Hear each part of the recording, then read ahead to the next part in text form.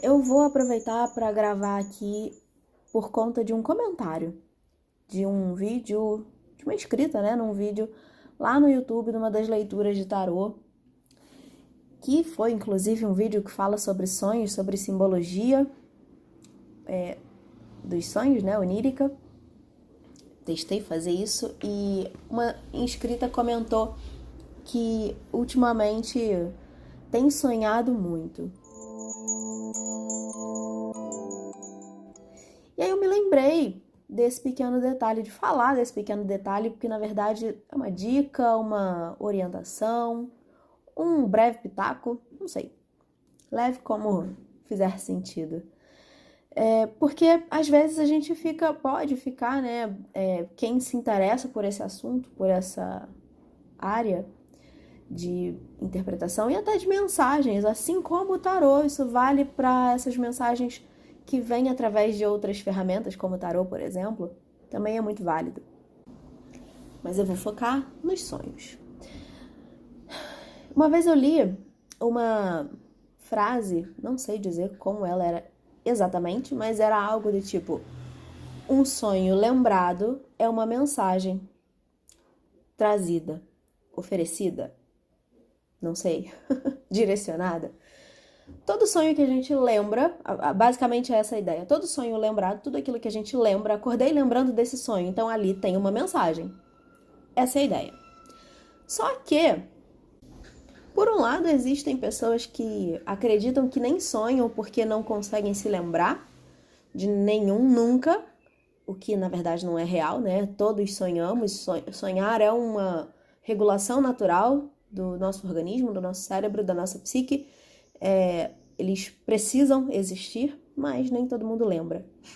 E tem o outro extremo de pessoas que sonham muito, que lembram ou têm a percepção de terem tido vários sonhos na noite, todas as noites. Então, principalmente para esse grupo, né? A ideia é que se você acorda lembrando, é porque tem uma mensagem ali para você. Só que na verdade, todo sonho tem uma mensagem, sim. Mas nem todo sonho precisa ser interpretado, analisado, ampliado. A gente normalmente sabe que sonhos são esses que precisam, né? Nós que sonhamos demais, temos muitas mensagens normalmente durante as noites. É claro que assim, por experiência própria, vou falar a partir de mim, né? Eu tenho a impressão de que são ciclos. Tem épocas em que eu tenho, sim, de fato, muitas imagens. Acordo com a sensação de que tive vários sonhos à noite. Nem sempre consigo lembrar. Como se fosse muita informação junta, que eu sequer lembro de detalhes por tanta informação, né? Pelo excesso de informação. E vez ou outra, tem outras épocas em que acordo lembrando pontualmente de um sonho e ele é muito forte. Então esses sonhos são os sonhos importantes, principalmente, né, mais importantes para serem olhados com mais carinho. Aqueles que vão merecer uma ampliação, uma análise de aquela sensação de tem alguma coisa ali. Foi forte, foi impactante, foi ou muito bom ou muito ruim, traz, né, uma sensação muito boa ou traz uma angústia muito grande, é um sonho maravilhoso, é um pesadelo, ou nada demais, mas é uma imagem que ficou ali cutucando a minha mente, sabe? Algo muito simples, mas que, não sei, tem alguma coisa que tá me chamando para essa imagem nesse sonho. É para ele que precisa ser visto, né? De vários, às vezes em uma semana você tem mais de 7 sonhos, né? No total, mais de um por dia, mas tem aquele que tá mais forte chamando a atenção. Então é esse. Normalmente é esse que vai merecer esse cuidado mais especial de olhar para ele. Não que os outros não possam ser interpretados. Então, quando aqui aproveitando essa ideia, né, do comentário da inscrita, ótimo, maravilhoso, incrível ter muitos sonhos. No meio desses vai ter um ou outro que vai precisar, vai merecer ser pescado para ser olhado com mais profundidade. E claro, né, a ideia é sempre, para que a gente faz isso? Para que eu preciso olhar para esse sonho? Ou por que ele? Por que esse sonho especificamente? Como eu acho que eu falei isso nos 2 áudios anteriores, se não falei, falo agora, que os sonhos são grandes professores. Eles têm, em sua maioria, um caráter pedagógico. Eles vêm para nos ensinar algo, eles vêm para curar também. São elementos facilitadores, catalisadores de uma cura necessária. Acho que eu falei isso em talvez no primeiro áudio, que muitas vezes a gente precisa fazer algo, não é só ele agindo lá no inconsciente, desmanchando um nó energético no nosso campo ou na nossa psique, mas muitas vezes eles mostram o caminho que a gente precisa percorrer na vida concreta. Então, eles dão a dica, eles colocam, né, a gente na cara do gol e a gente precisa chutar a bola. A gente precisa, muitas vezes, não é sempre, necessariamente sempre, que a gente vai precisar fazer um movimento consciente, um movimento, não, quando eu falo concreto, é muito pensando na vida acordada, não necessariamente uma ação, uma atitude claramente concreta. E, enfim, o que quer dizer isso? Porque às vezes depende apenas de uma mudança de comportamento, uma mudança interna. Eu não preciso chegar para alguém e falar alguma coisa na cara daquela pessoa, mas eu posso rever a minha atitude em relação àquela pessoa. É isso. Eu não preciso, digamos que, fazer algo às claras completamente, mas eu preciso fazer algo consciente. Então, essa consciência é basicamente interna. E é por isso que nós somos contemplados com essas imagens, sejam sonhos, como eu disse no início, isso tudo que eu disse também funciona em relação, por exemplo, a leituras de tarô. Jung, acho que me encantei por ele por isso, né? Ele não desconsidera essas produções humanas, como uma leitura de tarô, por exemplo, a astrologia. Ele trazia isso, ele considerava, ele acolhia tudo isso, porque isso tudo faz parte de quem somos, né? Quando a gente desconsidera qualquer parte de nós, a gente tá pela metade, a gente tá vendo a ideia pela metade. Então, leituras de tarô também podem entrar nessa dança aqui do que eu tô dizendo. Quando a gente fala, por exemplo, né, quando eu falei no início, nem todo sonho precisa ser analisado, nem toda leitura de tarô que existe por aí vai ser uma leitura que traz uma mensagem para você, mesmo que você tenha cruzado com ela. E isso eu falo, por exemplo, a partir de algo que existe hoje, que são as leituras gratuitas no YouTube, no Instagram, no TikTok, enfim, em todas as mídias. Eu faço essa produção, é a minha forma de não só oferecer algo, né, uma mensagem, oferecer essa mensagem que pode auxiliar alguém ou começar a convidar para uma reflexão, para levar para essa transformação interna.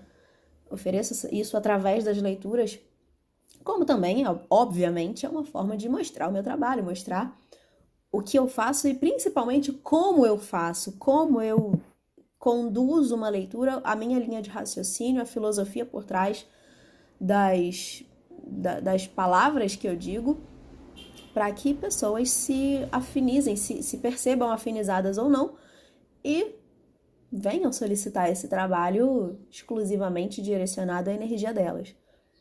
E assim como diversas outras pessoas fazem esse mesmo trabalho, por exemplo, no YouTube, que é a plataforma que eu tô, nem toda leitura que aparece ali, né, a gente pode pensar, foi o universo que mandou essa mensagem aqui pra mim, eu vou entrar pra ouvir e vai ter algo que vai trazer exatamente aquilo que eu preciso nesse momento. Todas têm potencial para isso, mas não necessariamente todas vão fazer cumprir esse papel. E o mesmo vale para os eventos, porque quando a gente fala sobre informações, mensagens do inconsciente, a gente está falando sobre vários veículos, várias formas de comunicação, não só sonhos, não só leituras, sobre sincronicidades, sobre sintomas até, né? Então, quando a gente pensa em sincronicidade, tudo que acontece na minha vida é uma mensagem simbólica? Pode ser, mas não necessariamente é. E como que eu sei que é? Quando aquilo simboliza algo para você, quando você olha para um evento e imediatamente, instintivamente, instantaneamente ou intuitivamente, você fica com aquela impressão de que isso não foi aleatório, isso tem alguma coisa, isso tá querendo dizer alguma coisa. Então é porque de fato tá. A gente a gente vive eventos a cada instante, a cada segundo. Qualquer coisa que acontece na nossa vida concreta, né, no dia a dia, pode ser um evento simbólico ou pode ser um mero evento concreto, que não vai representar nada. Eu podia ficar aqui falando muito mais sobre isso. Não é tão simples, quer dizer, é muito simples, mas não é tão raso quanto parece, não é tão aleatório quanto parece e principalmente não é corriqueiro, não é algo que é qualquer coisa descartável. Se a gente se abre, se permite olhar para o nosso mundo interior, se a gente consegue conceber a ideia de que existe essa vida sutil e simbólica, que fazemos parte disso, que isso faz parte de nós, a gente amplia muito mais a nossa vida, a gente consegue acessar esferas maiores de nós, da vida, do universo, do todo, do que isso tudo significa. E eu falo isso muito pensando naquela ideia que tantas pessoas se perguntam, né? Para que eu tô aqui? O que significa isso tudo? Né? Para que eu vim aqui nessa vida? É só isso? Tem mais alguma coisa? E a gente na vida concreta, no dia a dia, nos meros eventos concretos, né? No acordar, trabalhar para pagar boleto, a gente não vai encontrar muito significado se a gente se prender somente a isso. Então, quando a gente se permite olhar um pouco mais profundamente para a vida, como eu disse, conceber a ideia de que existe algo além, é que a gente começa a ter a oportunidade de tocar em algo que nos conduz a essas respostas. Não necessariamente a gente vai encontrar, mas a gente se aproxima um pouco mais da possibilidade de chegar perto dessas respostas. Eu diria que, no final das contas, a vida acaba fazendo mais sentido, né? Então, é só uma questão de você se permite abrir espaço para essa vida simbólica, você se permite aceitar que esse plano sutil, que não pode ser visto com os olhos, mas pode ser sentido com a alma, ele existe? Se sim, o convite vem através de todos esses eventos, sejam as sincronicidades, sejam os sintomas. Muitas vezes a gente acaba trazendo, né, essas questões para o corpo físico através de sintomas ou doenças, né, como a gente chama, ou através dos sonhos. Os sonhos são a forma mais fácil, mais gostosinha de acessar todas essas informações. Eu digo isso até pelos sonhos, pelos pesadelos, por exemplo, porque é uma coisa que acontece lá. Tá lá, eu tô sonhando. Quando eu acordo, eu posso me dar o luxo, né, de falar assim, foi só um sonho. Isso aqui fica lá naquele universo.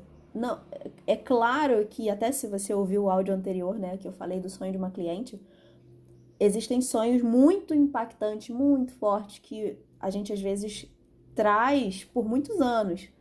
Mas se a gente for pensar num sintoma, eu não, será que eu posso escolher não ter aquele sintoma? Como eu posso escolher não pensar em um sonho, né? Então, esse é o nível que eu tô falando, é um nível de facilidade, né? Vai aumentando conforme vai descendo pro corpo.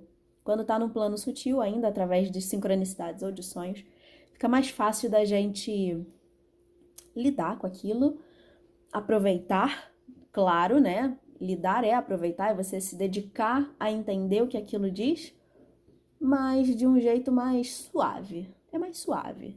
Então, é por isso que eu sempre digo que sonhos são grandes presentes e a gente pode se beneficiar muito, absurdamente, para conduzir a nossa vida, para nos ajustar ao movimento da nossa vida, ao movimento da nossa alma, né, na nossa vida, quando a gente se dedica a olhar para essas mensagens, entender o que aquela imagem está querendo dizer para a gente naquele momento sobre a nossa vida. Então é por isso que eu sou aqui uma grande entusiasta da análise e ampliação dos sonhos, das imagens oníricas, e vou sempre convidar todo mundo a prestar mais atenção nesse universo interno, porque é ali que está o nosso ouro, nosso tesouro tá ali pra gente viver uma vida com mais sentido e uma vida melhor também. Mesmo que não quer dizer, né? Isso não quer dizer que problemas não vão seguir acontecendo, mas a gente consegue fluir melhor através deles. Então, só por isso eu acho que já é muita coisa, já é muito bom. Enfim, fica aí mais essa reflexão, essa dica sobre para qual sonho olhar. E aquilo, é sempre importante anotar. Boa, pode ser que eu comece a reflexão do próximo áudio a partir disso. Porque, né, eu começo a falar de uma coisa e de repente eu vou indo por caminhos que nem eu sei para onde eles levam. Mas enfim, é isso. Até o próximo.